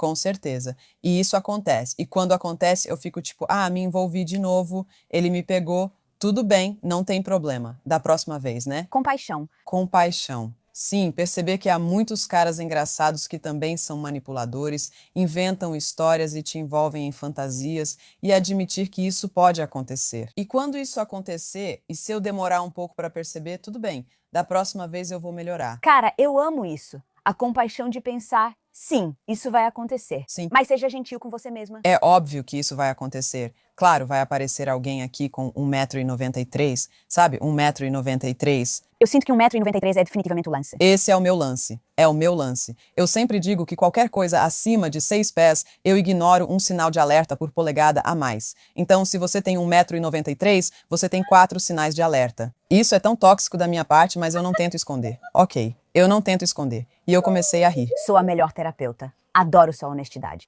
Eu mesma me faço rir. E então, o cara de 1,93 m, que é engraçado também, pode ser super manipulador. E talvez eu não perceba ou acredite que não seja tão grave assim. Tudo bem. Eu vou ficar aqui por muito tempo, então tudo bem errar. Não julgo mais meus erros tão severamente.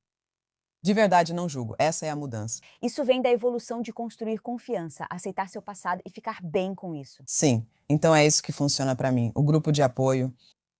A terapia também funcionou. Trabalhar com a terapeuta, olhar para meus padrões sem culpa, sem me culpar, sem culpar ninguém, apenas observando o padrão, aprendendo a fazer a diferença. Eu também tive novas experiências. Eu aprendi algo novo. Comecei a estudar espanhol e me coloquei em uma situação em que eu não sou a especialista na sala. Eu não sou quem mais sabe. Eu quero estar perto de pessoas que sabem mais do que eu. Quero tentar algo novo, uma aula de culinária, um idioma, fazer trilha. Eu não sou muito de atividades ao ar livre. Eu não gosto de insetos. Sim, não gosto de insetos nem de suar muito, por isso evito essas situações. Mesmo assim, comecei a fazer hot yoga. Ah, Eu só queria aprender e me permitir ser desajeitada, não saber e me afastar desse perfeccionismo interessante. que eu tinha internalizado. É. Isso é fascinante porque, após um relacionamento em que você se sentiu fora de controle, seria esperado que você quisesse controlar tudo. Por isso, adoro isso. O que exatamente isso faz? Isso me permite ser boba. Isso me permite me divertir mais na minha vida. E isso me permite rir, conhecer novas pessoas e entender que a vida não precisa ser tão séria quanto eu estou fazendo parecer. E tudo bem cometer um erro. E há muita segurança em ser iniciante e dizer que sou iniciante, sabe? E que estou aprendendo. E você consegue me imaginar sentada na aula de hot yoga suando muito, suando por todo lado? Então, aprender algo novo aumenta a minha confiança. Tipo, eu não sei tudo, mas posso aprender qualquer coisa. E isso me ajudou. Então, me colocar nessas situações onde eu precisava crescer, isso realmente, e neurologicamente, isso realmente muda o seu cérebro quando você tenta algo novo. E eu fiz aulas de anatomia, Ah, e esses alunos tinham tipo 18 anos na turma. E eles perguntavam: Aisha, quantos anos você tem? Eu respondia: não se preocupa com isso. Não se preocupe com isso. Como terapeuta, para ajudar, precisei entender como o cérebro funciona. Emoções, isso eu entendo. eu adoro isso. Mas a neurobiologia disso, as sinapses e os neurônios, eu tive que aprender. Então eu fui para uma faculdade local e fiquei lá sentada. E eu sou professora, mas eu aprendi. Eu aprendi microbiologia. Então eu me desafiei. Isso faz parte de quem sou e me ajudou a crescer, sentir confiança para tropeçar, aprender algo novo e ser iniciante, o que está tudo bem. Essas novas experiências foram importantes e conheci novas pessoas. E eu não era amiga de todo mundo. E eu conheci pessoas esquisitas. Moro em Vegas, mas continuo praticando esses limites. Foi o que disse para minha amiga. Então você estava conhecendo novas pessoas para que pudesse começar a impor limites. E na verdade, as pessoas não sabem quem você é. Certo. Eles não sabem que você está estabelecendo novos limites, só acham que você tem limites. Sim. Eu gosto disso. Então terapia é uma palestra. A vida é o laboratório. Ah, E então, quando estou conversando com meus clientes, nós conversamos e traçamos um plano de ação. Agora você precisa sair e executar esse plano. Você deve sair daqui e aplicar o que discutimos nesta sala na sua vida real. Vamos ver como funciona. Vamos ver como é conhecer alguém que te deixa desconfortável. Você fala algo? Agora vamos conversar sobre isso. Por quê? O que aconteceu? muito bom. E é assim que eu faço também. Tipo, no meu grupo de apoio que eu ainda frequento, eu penso: estou atenta aos meus limites? Estou trabalhando demais? Estou respondendo e-mails sem necessidade? Entende o que quero dizer? O que está acontecendo?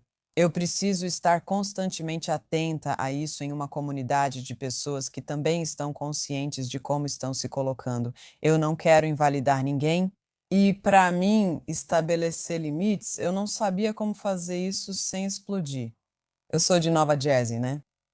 Ou está tudo bem, ou é. Do que você tá falando? O que você tá fazendo? Sabe? Gritando. Sei que você não fez isso. Tipo, na minha cabeça, eu não conseguia dosar. Pra mim, tudo era 100%. Ah, certo. Era assim que eu via a raiva ser demonstrada. Se temos um problema, é um problemão, entende? Tipo, essa coisa da idade da perimenopausa, sim, você vai sentir, entende? Eu já estou nessa fase. Aquela raiva, mas eu não sabia como meio que controlar e dizer: eu estou realmente chateada agora e preciso de um momento para me recompor. Isso é prática, é laboratório, é muita prática. E eu permito que minha vida seja um laboratório para que eu possa aprender coisas novas. Isso fez toda a diferença para mim. Essa é a minha vida. Eu quero me empolgar com ela, quero tentar algo diferente e eu tentei, e isso ajuda. Então, existe algum truque mágico para ser você? Acho que a resposta é encontrar uma conexão com a criança de 8 anos e se conectar com a adolescente, né? Eu costumava ter meu piercing aqui, eu tinha a língua furada. Meu Deus, sério mesmo? Eu tinha um piercing na língua. Eu fui furada 2 vezes aqui, então fiz uma tatuagem. Sim, isso é irado, aliás. Fiz a tatuagem para minha criança interior. É como se dissesse: não vou te deixar. Esse triângulo invertido simboliza o sagrado feminino. E as rosas são uma oferenda para a minha criança interior, como uma promessa de que não vou te deixar de novo. Me desculpa, eu não vou te deixar de novo. Então eu fiz isso por ela. É maneiro, né? Muito maneiro. Cara, isso é muito, muito maneiro. É maneiro. Eu pensei, isso é para você. Vou pegar outro pro meu time também, mas esse é para minha menininha. Eu nunca mais vou te deixar. E eu não vou permitir que alguém passe por mim para chegar até você. Isso nunca mais vai acontecer. Uhul, nunca. Então, eu fiz algo radical, assim, confiança radical. Eu fiz algo assim. E isso constrói, vai se construindo. E foi assim que cheguei até aqui. Estou construindo cada vez mais esse lugar diariamente. Estamos em constante evolução, aprendendo a amar nossas partes vulneráveis, o que nos torna à prova de balas. Aisha fala: é nossa primeira vez juntos, mas caramba, você chegou com tanta força, confiança e trouxe tantos aprendizados incríveis e lindos. Muito obrigada. Você também mudou algo em mim hoje. Obrigada por isso. Se as pessoas quiserem te acompanhar, mergulhar no seu mundo, onde elas podem te encontrar? Você pode me seguir no My Therapist Live no TikTok, Instagram e em breve no YouTube, onde quero ensinar mais. Eu quero ter, assim como você disse, algo mais aprofundado, ajudando mulheres a entender a codependência, ajudando a gente a entender a criança interior. É um trabalho que eu faço todos os dias, que eu precisei fazer para poder me proteger melhor. E não fingir que eu não sou só aquela garotinha de Trenton, Nova Jersey, mas também sou essa mulher adulta que mora em Vegas e resolve as coisas. Sabe o que eu quero dizer? Eu sou tudo isso, e isso é incrível. E também sou a garota com o piercing na língua. Sabe o que eu quero dizer? E a tatuagem, e eu vou fazer mais tatuagens, mas eu posso celebrar todas essas partes de mim sem pedir desculpas por isso. Esse é o segredo. No My Therapist Life, qualquer um pode me encontrar. Incrível. Posso te ajudar no seu canal do YouTube? Só avisar, pois as pessoas realmente precisam te ouvir. Gente, essa mulher, meu Deus do céu. Eu esperava que ela chegasse com tudo, mas caramba, ela me pegou de surpresa com o quanto ela é incrível. Então, gente, sinceramente, vocês não vão se decepcionar. Vão conferir o trabalho dela. Tudo o que ela faz é maravilhoso. Se você ainda não é inscrito, aperta aí no botão de inscrever-se. E até a próxima, seja o herói da sua própria vida. Paz. Mulher simplesmente incrível. Ótimo, ótimo. Caramba! Ótimo show. É fácil conversar com você. Ah, digo mesmo. Se você cansou de aceitar o mínimo e finalmente sabe que merece mais e está realmente pronta para fazer aquela mudança ousada, então você precisa assistir a este episódio aqui com a doutora Romani. Eu acho que o grande erro que as pessoas cometem é sempre associar o narcisismo à arrogância extrema.